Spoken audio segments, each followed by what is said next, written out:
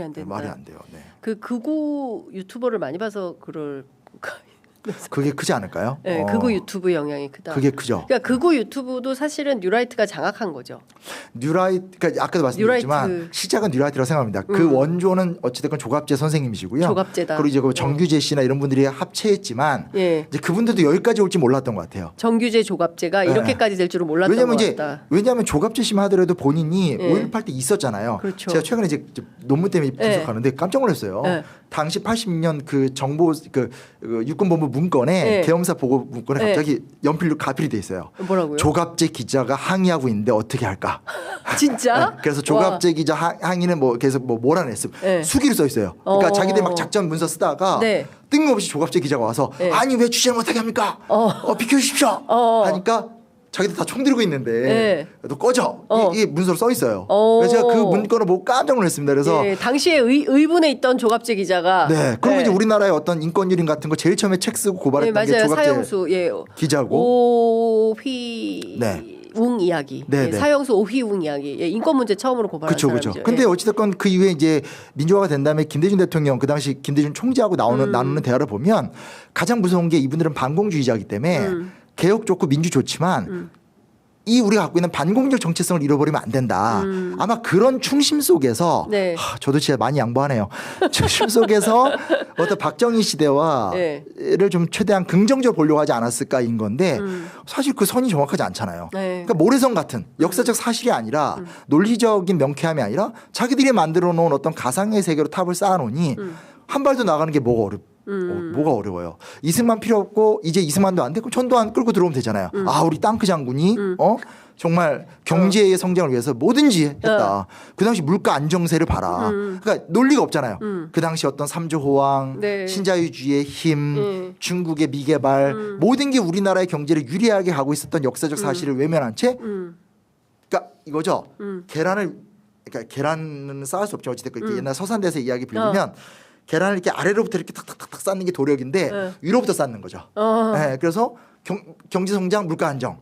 그걸 위해선 인권 유린도 할 수 있다. 이런 식의 논리가 가니까 기존의 보수 농객들도 이제 이게 감당이 안 되는 감당이 거고. 안 된다. 그나마 조갑재 정규재는 그래도 그 선을 보이는 것 같지만 모르겠습니다. 뭐 이영훈이나 지금 좀 조용히 하고 있거든요. 그러니까 뉴라이트의 메카인 이영훈이나 낙성대 연구소가 앞으로 어떤 행동을 보일지는 따져봐야 될 것 같습니다. 근데 작년에 8.15가 매우 뜨거워졌잖아요. 네네.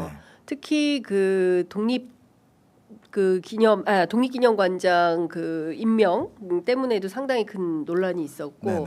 관련해서 제일 열심히 싸운 분이 누구냐면 바로 광복회장. 예, 이종찬 광복회장이 가장 앞장서서 네, 야단치고 네, 예. 저도 굉장히 비판적이었던 분인데 예. 그분이 그렇게 예.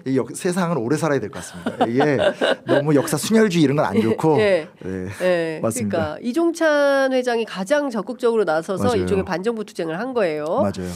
그때부터 어찌됐든 기류가 읽혔던 건가라는 생각도 좀 들어요. 예, 비상계엄 가능성, 윤석열의 어떤 극단주의 성향 때문에 이렇게까지 된 거 아닌가라는 생각도 좀 드는데. 그러니까 저부터도 그냥 모르니까 포장지 바른다고 생각했어요. 그러니까 무조건 자유민주주의였잖아요. 그러니까. 5.18도 자유민주주의를 위하고 4.19도 자유민주주의. 그래서 그냥 저는 그냥 봉합하는 거다. 역사의식은 없지만 그래도 시대가 바뀌었고 내가 그 당사자는 아니니까 봉합하는 거라고 생각을 했는데 이제 뒤집어 보니 네. 아니었다라는 게 입증이 되게 되는 거고 이것도 정말 새로운 길로 들어가는 게 사실 이종찬 씨가 아시다시피 예전에 그 유영아 의원이 막 국회에서 모욕을 줬을 때 나왔지만 여튼간에 군인 출신이고 네.